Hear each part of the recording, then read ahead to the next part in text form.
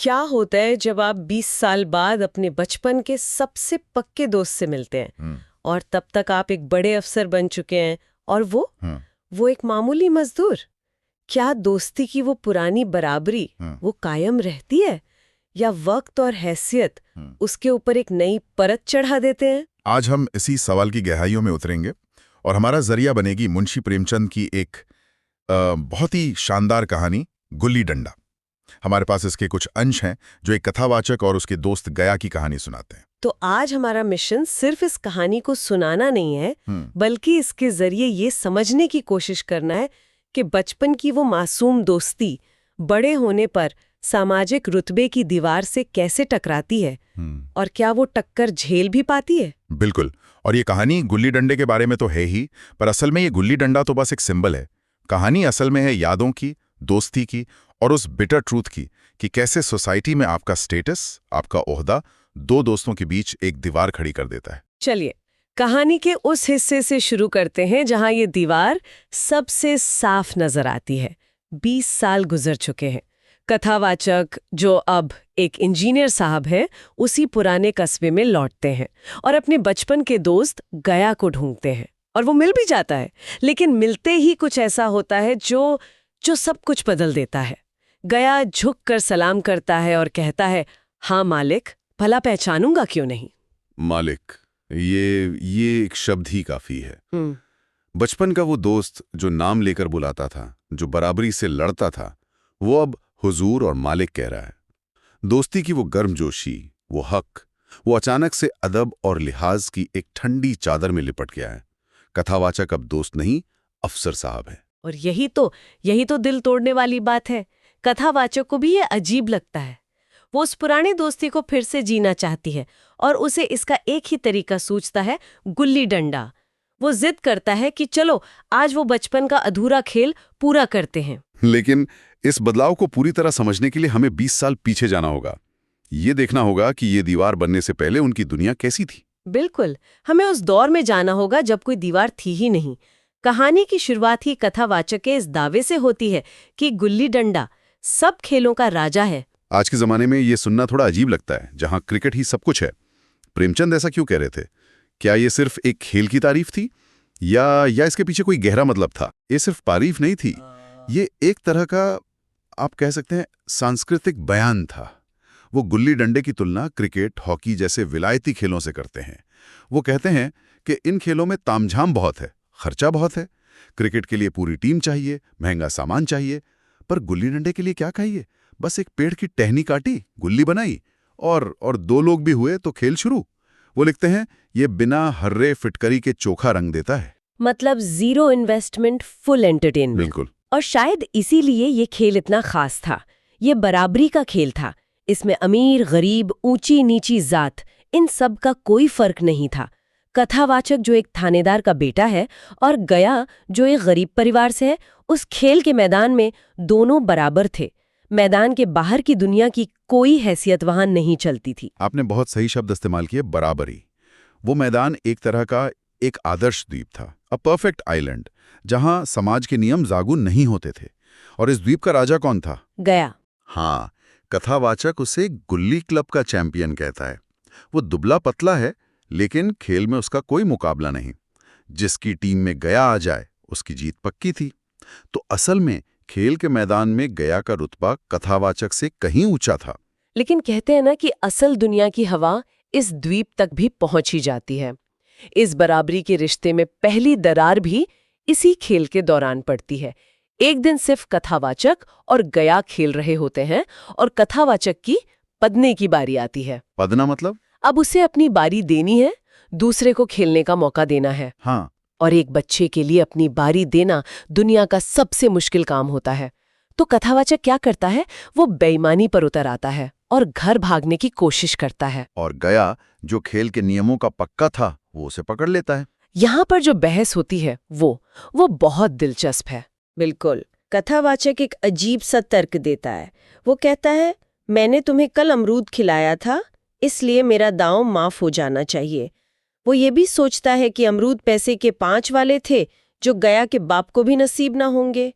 ये क्या तर्क हुआ? ये ये एक बच्चे का तर्क नहीं है, ये समाज में ऊंचे पायदान पर खड़े एक व्यक्ति के दिमाग की उपज है। कथावाचक यहाँ खेल के नियम नहीं बल्कि सामाजिक लेन देन की भाषा बोल रहा है। रिश्वत जैसी कोई चीज? हाँ, एक तरह से रिश्वत ऑफर कर रहा है। हाँ। वो कह रहा है कि मैंने तुम्हें एक चीज दी, मतलब अमरूद, तो बदले में मुझे नियम तोड़ने की छूट मिलनी चाहिए। जबकि गया सिर्फ खेल की भाषा समझता है। उसका जवाब सीधा है, दांव दिया है, दांव लेंगे। उसके लिए अमरूद का कोई मतलब नहीं, खेल का नियम ही सब कुछ है। और जब बात नहीं बनती तो बहस, गाली गलौज और हाथापाई तक पहुंच जाती है। गया कथावाचक की पीठ पर डंडा जमा देता है और तब कथावाचक अपना ब्रह्मास्त्र इस्तेमाल करता है, रोना। और गया जो शारीरिक रूप से मजबूत है, वो इन आंसुओं का सामना नहीं कर पाता और भाग जाता है। लेकिन यहाँ पे एक लाइन है जो दिल में चुभ जाती है। रोते रोते कथावाचक सोचता है, मैं थानेदार का लड़का एक नीच जात के लौंडे के हाथों पिट गया। ये मुझे उस समय भी अपमानजनक मालूम हुआ।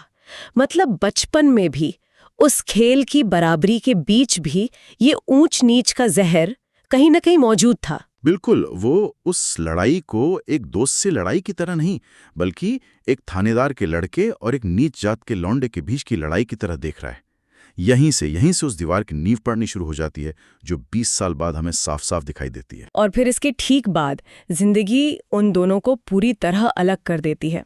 कथावाचक के पिता का तबादला हो जाता है और कहानी एक लंबी छलांग लेती है, पूरे 20 साल की।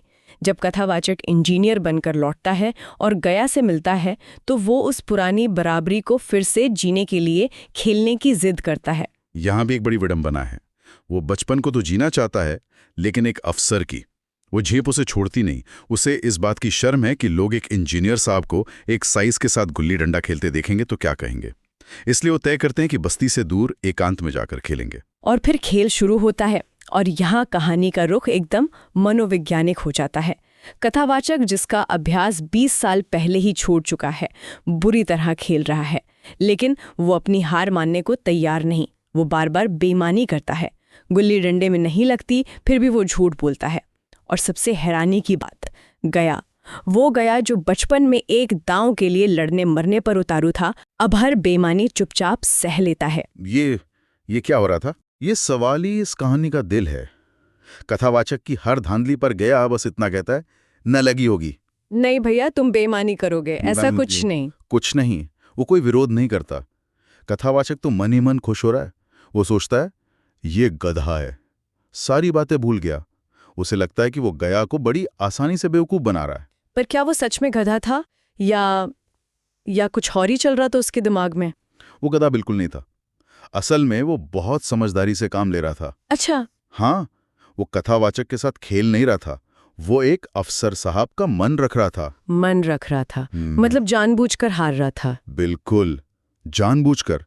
वो जानता था कि अब वो अपने पुराने दोस्त से नहीं बल्कि जिले के इंजीनियर से बात कर रहा है, जिससे बहस नहीं की जा सकती। उसका चुप रहना उसकी मजबूरी थी, भूल नहीं। मतलब वो खेल नहीं रहा था, बल्कि एक भूमिका निभा रहा था, एक सबऑर्डिनेट की भूमिका। बिल्कुल, वो अपने दोस्त के रुतबे की लाज रख रहा था। वो शायद सोच रहा होगा कि साहब इतने साल बाद आए हैं, खेलने का मन है पर खेलना आता नहीं। अगर मैं इन्हें हरा दूंगा तो इनका दिल टूट जाएगा, इनकी शान में गुस्ताखी होगी, तो चलो इन्हें जिता देते हैं। उसका ये व्यवहार एक तरह की शराफत थी या शायद मजबूरी। वो दोस्ती नहीं निभा रहा था, वो अपनी सामाजिक हैसियत के हिसाब से बर्ताव कर रहा था। और कथावाचक इस पूरी साइकोलॉजिकल गेम को समझ ही नहीं पा रही है। उसे लग रहा है कि वो जीत रहा है, जबकि असल में उसे जिताया जा रहा है। उसे लग रहा है कि वो गया पर हावी है, जबकि असल में गया स्थिति को कंट्रोल कर रहा है। हाँ, और इस दिखावे के खेल का पर्दा उठता अगले दिन, जब कथावाचक असलियत का सामना करता है। हाँ, अगले दिन कथावाचक को पता चलता है कि गांव में एक असली मैच होने वाला है, जिसमें गया भी खेलेगा।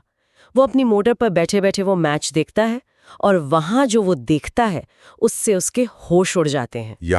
यहाँ सच सामने आता है। बिल्कुल, आज गया का खेल देखकर वो चकित है।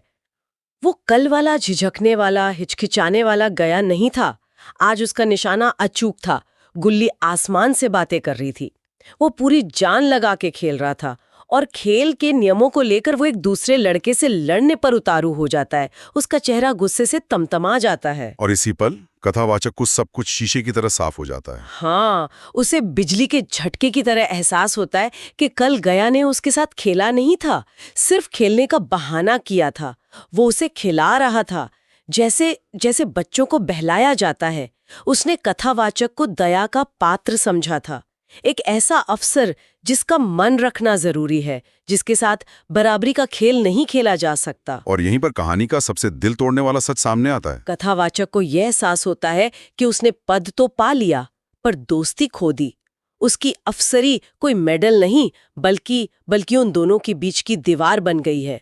वो अब दोस्त नहीं, सिर्फ एक अफसर है जिस पर तरस खाया जा सकता है, जिसे एक झूठी जीत का दान दिया जा सकता है। तो इस पूरी चर्चा का निचोड़ क्या निकलता है?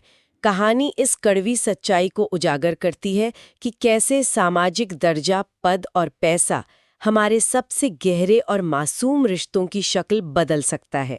और कहानी की आखिरी लाइनें इस पूरे दर्द को समेट लेती हैं, जब कथावाचक सोचता है, ये पद पाकर अब मैं केवल उसकी दया के योग्य हूँ। वो मुझे अपना जोड़ नहीं समझता। वो बड़ा हो गया है, मैं छोटा हो गया हूँ। क्या कमाल की बात है। समाज की नजरों में पद ने कथावाचक को बड़ा आदमी बना दिया था, लेकिन दोस्ती के रिश्ते में उसी पद ने उसे इतना छोटा कर दिया कि उसका पुराना दोस्त अब उसे अपने बराबर का समझने लायक भी नहीं समझता। गया अपनी शराफत में, अपनी दोस्ती की लाज रखने में बड़ा हो गया, और कथावाचक अपने पद के घमंड में छोटा रह गया। ये कहानी हमें सोचने पर मजबूर करती है कि तरक्की और सफलता की इस दौड़ में क्या हम भी अनजाने में अपनी दोस्ती और बराबरी के रिश्तों को पीछे छोड़ देते हैं? क्या पद हमें सच में बड़ा बनाता है, या रिश्तों की दुनिया में असल में छोटा कर देता है? बिल्कुल। और इसी सवाल के साथ हम आज की इस चर्चा को यहीं रोकते हैं।